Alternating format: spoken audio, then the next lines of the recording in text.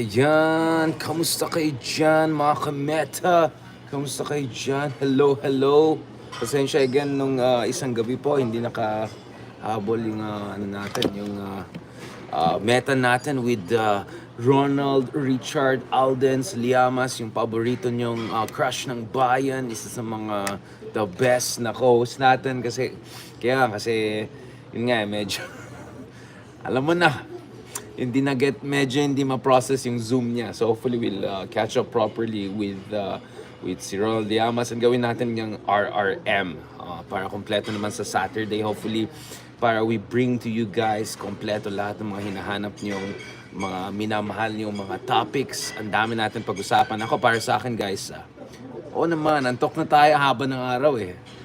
7-8 a.m. pa lang gising na tayo. Late pa tayo natulog dahil hanggang 12:30 inintay from 11 to 12:30 inintay ko.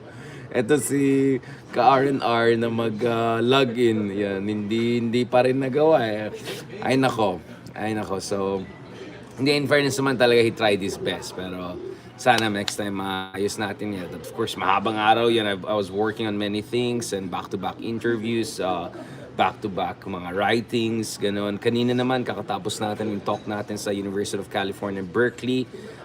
For some reason, hindi reliable yung internet. So I tried to actually get it live dito sa YouTube. But for some reason, I was not able to get it live. So hopefully, upload natin yan, guys.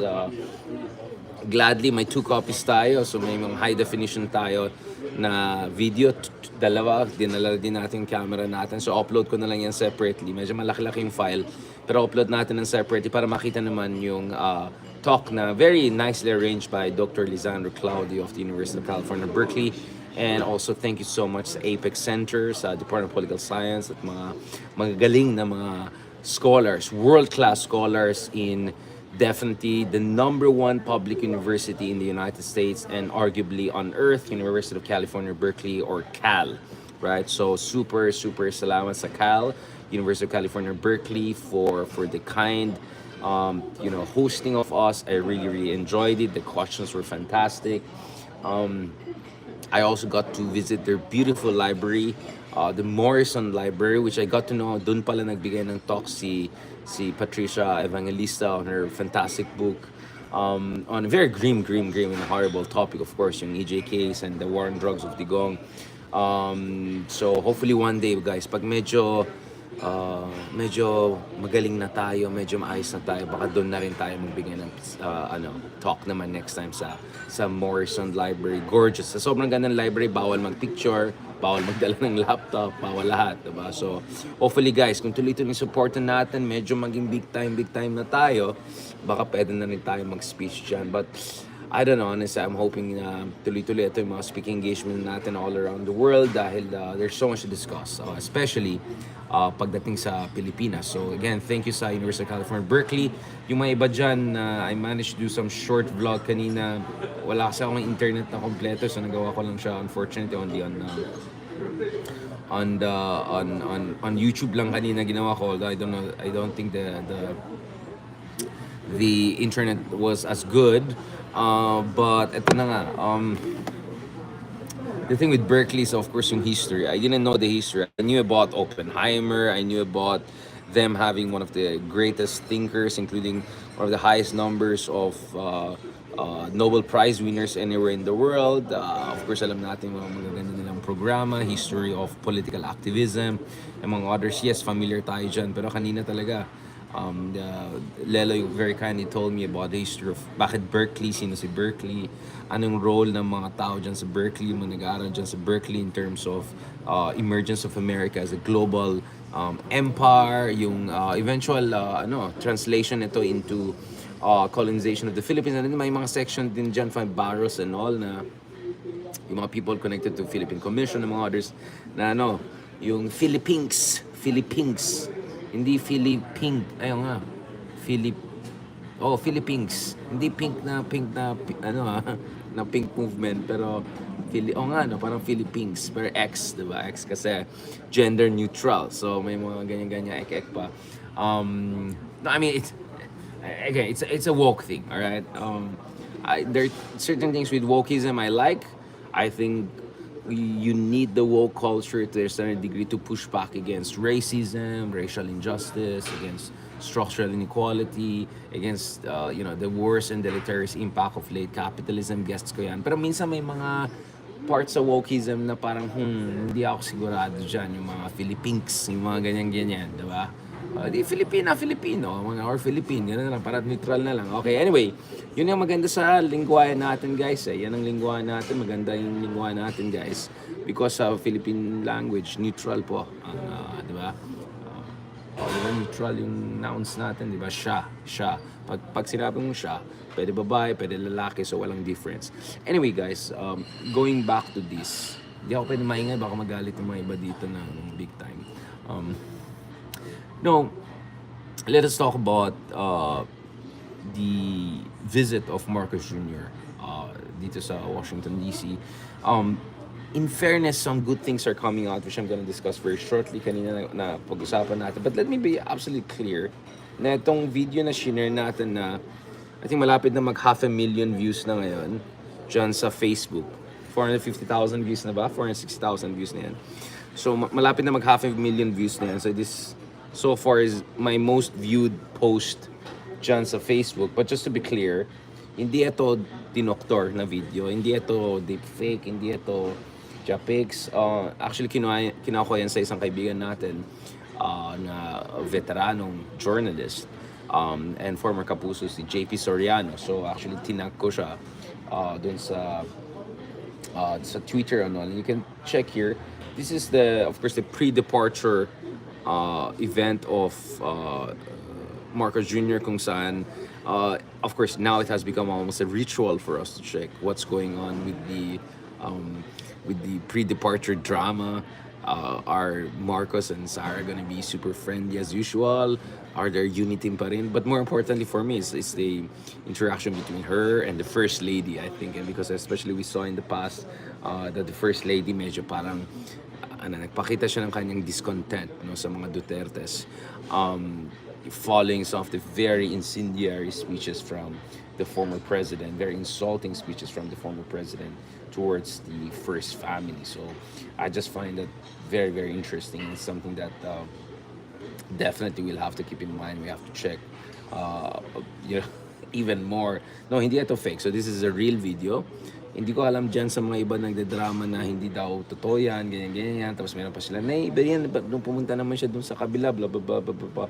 I don't know, guys. I don't know. I just reposted the video that was posted by a very respectable veteran journalist. And kayo nang bahala you know, interpret anong kahulugan ng mga ganitong video niyan. Obviously, isang malaking issue ngayon is halos walang sinasabi ni pangalan niya. Walang sinabi si Sarah ukol sa West Philippine Sea. So imagine mo, in spite of all of that bullying by China, all of the horrible things happening in the West Philippine Sea, injuries sa mga naval officers natin, threats of war, etc. Halos wala na naman silang comment. May comment si Sarah on Gaza, may comment si Sarah on I like her interventions on the Gaza issue. I think she correctly called for a ceasefire. That's correct. From my standpoint, she had comment also on Afghan refugees coming to the Philippines. Medyo iba yung take ko dun sa take mo dyan.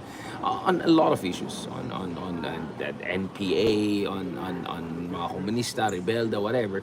But for some reason, wala talaga siyang sinasabi ukol dito sa West Philippines issues, which makes you wonder what's going on there. Right? Because kung ang dami yung mga hanash sa kung anong bagay around the world, bakit dito sa isa sa mga pinakamalaking issue na concerning our national interest, national security, national integrity, territorial integrity, wala silang comment, diba? So, and then sasabihin naman ng kapatid niya, oh, don't demonize China. Hello, China, kiniklaim niya yung halos buong West Philippine Sea at South China Sea, diba?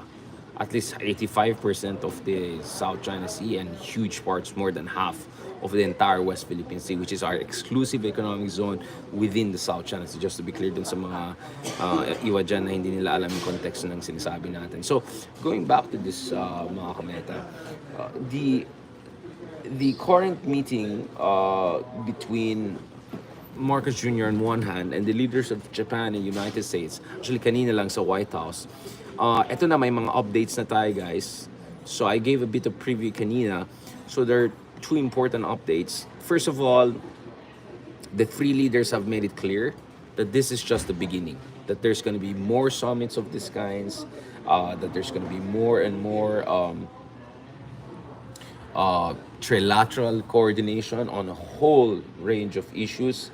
And in fact, marami sa mga bagay na sinasabi ko kanina, guys, yung mga need for the three allies to have comprehensive strategic partnership. Important that the relationship is not about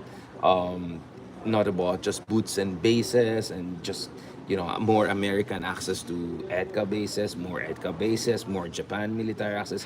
Hindi lang ganon. I said it's very important that the three countries will go way beyond that and will have important contributions on multiple fronts, particularly, guys, dun sa economic development issues, particularly sa strategic investment issues. And the good news, guys, is that following this very important meeting between the three leaders, right? Just trying to pull out the images here para makita nyo. Happy si Happy si Happy si Junior. Yun, no? Yan si Junior. Happy si Junior. Kitang-kita niyo naman si Junior. Yan, laki ng smile. Ganda ng smile ni Junior, diba? Medyo parang malasandro yung smile niya. Diba? So, dito sa smile na yan, sabi ng tatlong leaders dun sa kanilang joint statement, we gather today in Washington as equal partners and trusted friends, united by the vision we share of a free and open Indo-Pacific and international order based on international law, a vision we pledge to advance together for decades to come. So meaning this is going to be a long-term thing. A great deal of history in our world will be written in the Pacific, in the coming years, President Joseph Biden said. And he said, I look forward to the first summit and many more in years to come. Sabi naman ni Junior, di ito si Magellan, Marcos Jr. Sabi niya naman, etong trilateral summit na yan is not out of convenience or just expediency, but as a natural progression among partners, quote, linked by a profound respect for democracy, good governance, and the rule of law. Okay, that's interesting. Okay. Okay. Medyo napaisip ako. I mean, further na Marcos, you were talking about profound respect for democracy, good governance, and rule of law. I don't know, I just find that interesting. Wala akong sinasabi, I just find that interesting. But ito, sinabi, today's summit is an opportunity to define the future that we want and how we intend to achieve it together. And I mean, fairness naman to BBM. Um, as we'll discuss shortly, I think he got some important agreements and if not concessions out of this. Sabi naman ni, and actually he's correct na this is a natural progression because US and Philippines are allies. Japan and Philippines are Japan and US are allies, and Japan and the Philippines are moving towards also tighter security cooperation. Sabi naman ni Fumio Kishida, leader ng Japan, they're looking at multi-layered cooperation. This is very good, exactly as I was saying. And he said today meeting will make a history as an occasion that's significant push forward such initiatives. So ito multi-layered. I like that term. Kasi sabi ko dapat comprehensive cooperation, hindi lang boots and bases, hindi lang yung pipilitin yung Pilipinas na magbibigay naman ng basic access sa kanila. Ayoko naman yung parang rentier lang tayo. Diba parang nagpapaupa lang tayo ng ano natin. You want a situation whereby Japan and the US are helping the Philippines to significantly develop its own capacity to be able to stand on its own and to be able to contribute actively to international and regional security. So much. We're closing now. Okay, not to mention his own... wait. Walang kwenta. Closing na daw yung lunch dito. Walang kwenta. Anyway, so there are two important things that you have to keep in mind. One good thing, guys, is that one is that the U.S. Congress is pushing for. One is that the U.S. Congress is pushing for a $2 billion defense aid to the Philippines. That's a very important one, and definitely has to do something with their growing confidence in the Philippines as a strategic partner. And the other very important thing is they're looking at talagang nakita na nag-move tayo. Ganon talaga tayo ka-vlogger, di ba? And the other important thing, guys, is nagpo-push ng US and Japan for an economic corridor of strategic and manufacturing investments across Subic, Clark, Manila, and Northern Luzon. So there's a couple of very, very good, interesting things that are coming out of this event. So I'll share more about that and post the link. Bakit ganun yung mga lounges dito? Just kung may time limit pa, walang ya. So those are the very interesting things, guys, that we're looking at in the coming months. And in years, at least I'm glad kasi we're gonna have this kind of multi-layer. So there's a $2.5 billion defense package that the Republicans and Democrats are pushing right now. Wherein the Philippines will have $500 million in foreign military finance. And then the rest will be also grants, probably also for the Philippines to be able to acquire advanced weapon systems and also be able to improve its capabilities in integrated air defense, maritime security, long-range fires, coastal defense, unmanned aerial systems, mechanized ground mobility vehicles, intelligence, surveillance, reconnaissance, and defensive security. So ang daming mga areas na gustong tumulong ng Amerika by allocating more than $2 billion in defense aid to the Philippines. So finally, something is coming out. The other important thing is that they also launched Partnership for Global Infrastructure Investment Luzon Economic Corridor. All right, so this PGI, very, very important. And under this, hopefully, there'll be more and more Japanese and American investment in Subic Bay, Clark, Manila, and Batangas region. My sense is a lot of that will focus on green infrastructure development, public infrastructure development, and hopefully this will also generate more jobs and high quality manufacturing capacity in the Philippines. All right, on that note, thank you very much, guys, and ituloy natin mamaya. Weird talaga dito, no? Thank you. Salamat.